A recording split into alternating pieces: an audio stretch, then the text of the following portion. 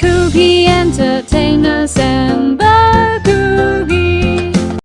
Hello so bite ho na dadam jing mo hinam ki paum ta in tunin khu in Kukilian kangui mo na yung football academy khat atha khat hong su do in het ma bangwen tu masang lang galsunga ti taw te galsunga hin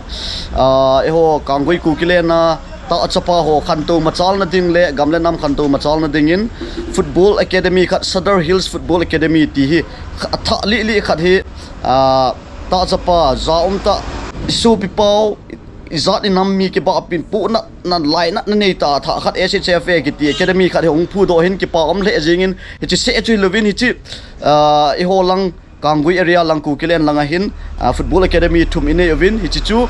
KFA hi in idol F4C hi in chule SHFA Sadar Hills football academy hi in tu lai ta hi gal hoi pi pho om jen hin KFA hi hoite na function thei ta puin chom khat gal ke chai ta ka dingai hula om hi in hi jong le tu lai ta he F4C le SHFA he aling lai ta he in kisun pi umma ma jingin chule thanup nup ki pa pi umma ma jingin turin khuwa hi Sadar Hills football academy he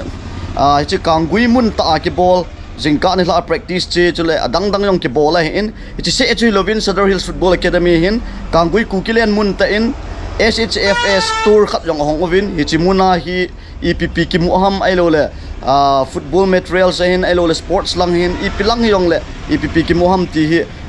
amun iga visit diu ating le allocation yong hoilai ham ti yong khan shading ating la sunga chu EPP jersey umham EPP materials umham EPP equipment umham ti yong chu invest diu chu ta le hi chi founder pu ai lo le coach pu imazo se everything all in all kop he in sarpa hen ama yong ki mu pidiu achule EPP lunggel anei ham admission hi ti akyong ham ti yong he yong kyo lim diu hin abulapat achai na chan in wedding in kain team uwe okay to chu Sadar Hills football academy store hi kalhun ai ta en lai in sports store amun allocation hello hodin khat be hoi ta hin hil chen lang hi chalang hi IT route lang nute kai thang lang hi in mot bung langa ku na hung ho ai lo le supportman langa ku na hung ho hoi lang langa ku na hung ho ding ai ta en lang pit lang pi lang hi ti ai le sanapati langa ku na en ai lo le chango bung lang tapo lang hiang bung langa ku na hung ho ding en allocation hi hoi ta ne thi na te ding wen sei pe lang chala hi trends gunchu na Kukilian kangui chi khayo si koi ma ha yum lo do hin gunchu opposite ga ati dam ai lo le eho ga het thi pen nga gas cylinder kithet jina na cylinder kithet jina opposite chet he yingin chilanga ko nong ho dinga e chila he in ai lo le sanapati lang ai lo le tapo hing bung chango bung lang ko nong ho ding chila ai jingi allocation che het thi u hinam trends opposite iti duam ai lo le cylinder kithet na gas cylinder kithet na opposite ti duam chila opposite chet he yingin okay tuhin asunga alu rutin asunga IPP umam ti na veo to chila in allocation chu ja iga aluna le high mil de umpoi la ya yong hi Sadar Hills football academy sports tour kisunin chila he hi chai yeng in dukan sungi to has dukan sunga EPP umam ti hi khatve in that do he okay this is SHFA sports store in guys chi SHFA tu masanga pat na lo sports ai ang zao han ko alim ho long la kita in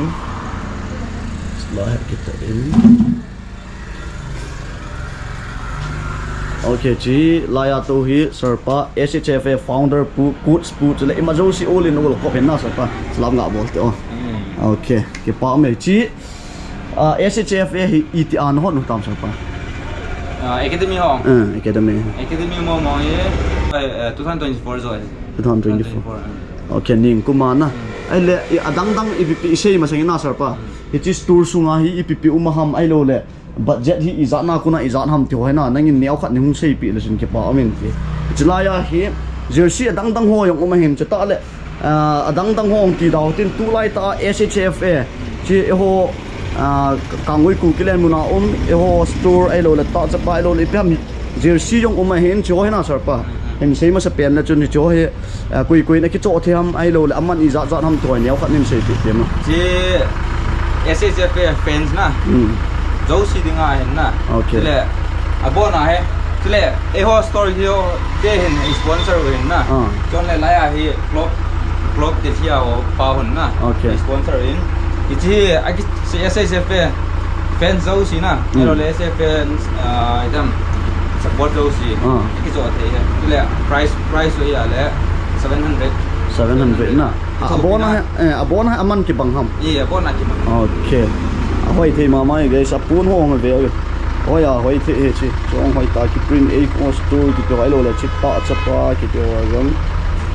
So search for me. Store. Chichu mo floor ham. Am floor ho ki zu ham ole bi ham. Kizu. Acha. Okay. Chichu 700 na sa pa. 700 ki 2 pita na ki 2 pita. Tabang ai. Okay. 2 pita goma on. Nga kit sayong.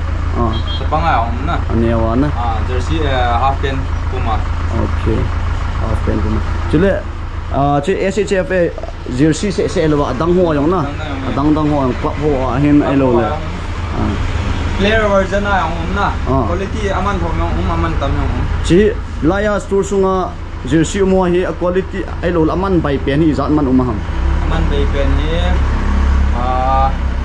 500 na. 500 okay. 500 na ai la sang pen hi zat man ham. Asang pen hi player version. Player version hu ya na. So ya la 1000 won. 1000. Okay. July sports materials adang yong chi boot ho jong um hin so boot ho la sa pa. So hi 3500 ai 500 na. So le la ya 1800 1000 man da segi man da get man dong na. Okay. Agi kim su ke boot man te dan to so. Ai ho yong so ho ki zu ai su ke player ho ai pui chi ki zu ai ong ide li ki cho the jersey yong ki la the boot ho ki la the cho nal the mo ngi ga ki mo si yong le azizi ki mi ngin ten na sai. Okay. Ai le boot hin ai lo adang min aga ki la the ipp adang umam sa pa jersey ho ai en so le grip socks na ji ISL players ho na tam na ngon amang no na ji grip socks Mizoram ma pen na mi chong him mu te okay Mizoram ma order ngai ta lo na Mizoram lang pe order ngai ta lo na kangui ku kilen mu na hoi za chum na dang wa jang so ya la man thom phat thom kit na quality ji ki bang na ji tam je okay sila laya i khat ho he so yong hi chon ki zo akizu na ki jun nang ho i khat ka hi sa chu chi ipt do ha trophy ti do ha ipt do ha ki zo he kosung beng sunga sports na ball no ham ai lo le hang sunga sports na ball no ham le trophy ho ai lo le ipt ha ma chi best goalkeeper ading chi best rider runners up winner aki kim sele guys chule badminton nong uma ho badminton nong ki zo okay alle a glove for ya uma kichu neo khat brief ga avet sa in ipp ki zo ham thio chu in alle h neo khat coach pu founder pu to neo khat ga khio limited na sir pa okay to hi SHFA founder pu chule coach pu imalo si ma hen a kop jing in ki pa piom le answer pa chi ipilung gel na ne ya na Sadar Hills Football Academy hinangin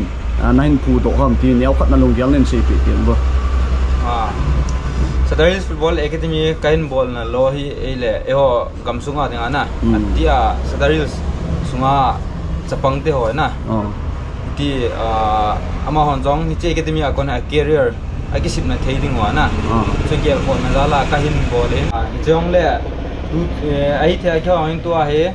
AIF accreditation ki dalin pathin nong se rai che accreditation ni hong lol na ile yulik chan ge hi peding ka tu he okay tu to hi hoi lai lai ya na ki chip hom ipt ham tu ta dia he itia he coaching ka bolu chule live la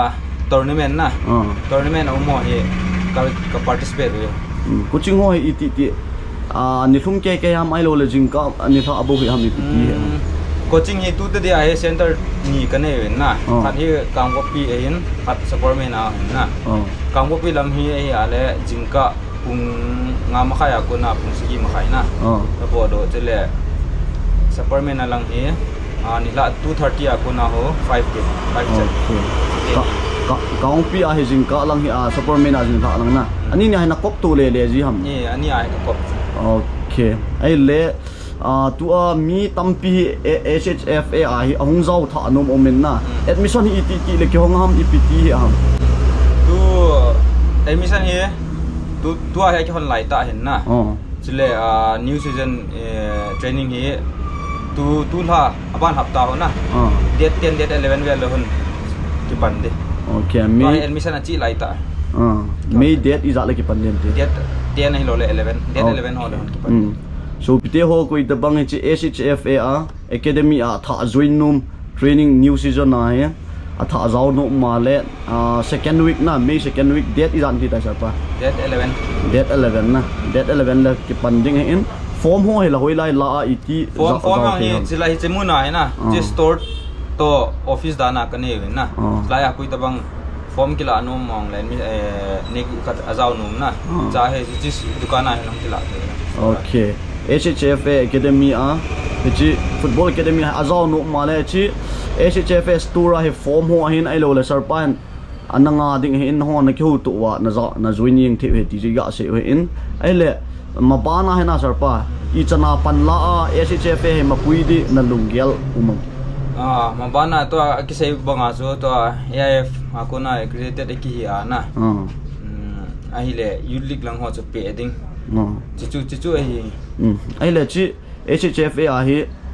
kum izana pat ai lo under izat ho pp ho zaw the mi tikip zaw the am ipt hi ham kat ai chu anto hi under 13 akuna under 18 kila hin na jong le under 18 awal ho 19 20 ho yong juna zaw thei he okay tu a hi new season na hi koi ho chu hi ham a ki honga chu under 13 hiya category 2 ma kyong ya na okay under 13 under 15 chile under 18 okay cho thum chu kyong na okay to chu ga het thei dol yung kyo lim win ai le tu ku ma dinga na sar pa app plan na ne umam tu kum ayong he itam tournament lin din na lai mun som yang le participate dinga ki gong ka ki ready jing we kyo mun ma invitational tournament on le na ya so ka participate the Sadar Football Academy na participating okay ti Sadar Hills se hoi ta choi sang ning ti hin tup len doi pen we yang chu na okay malamen nglo thing jing mun lang na sar pa nang zala yong hi chi Sadar Hills Football Academy in asuga chapang ho se 11 chi gamsung inamsung ge we na ki thang at pi mama ki sun pi mama ai ta en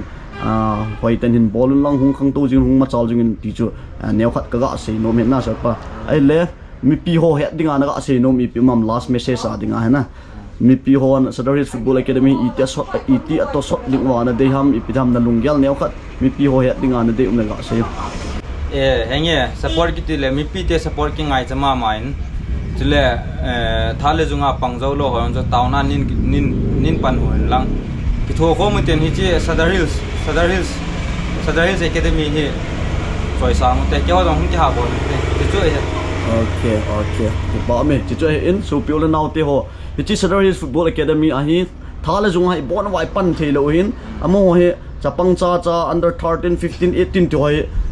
ki thu khom wa pan la khom hin e ho gamle nam choi sang ni ngai pan la hin ji chun tauna ki thu piu tin nang le ke